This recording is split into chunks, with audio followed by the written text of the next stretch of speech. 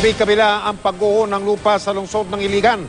Sa isang barangay roon ay dagdag pangamba ang nakitang bitak sa isang bundok. Nakatutok si Dano Tungkungko.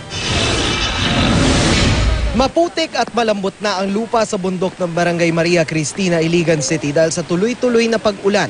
Kaya ikinatatakot ng mga residente pagtausdos ng malalaking tipak ng bato.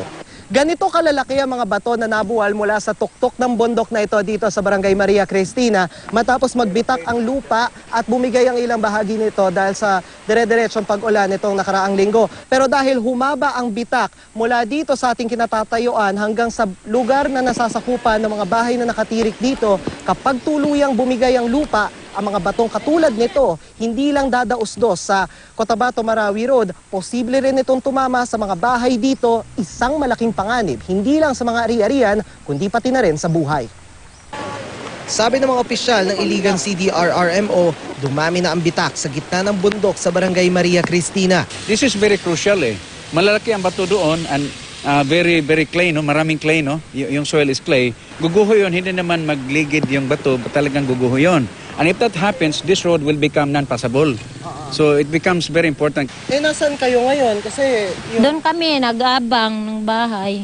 Saan? Sa kalsada? O, doon sa labas ng kalsada. Anong naiisip ninyo kapag ganitong umuulan tapos may mga nakita kang bato dyan? Matakot. Natakot kami. May anak ako. Marami kaming anak. Sa Sitio Bernales, sa Barangay Tipanoy, may bahagi ng highway na natabunan na ng lupa. Bumigay din ng riprap at konkretong shoulder ng kalsada paakyat ng Barangay Baraas. Kabi-kabila rin ng landslide ngayong umaga lang sa Barangay Tubod.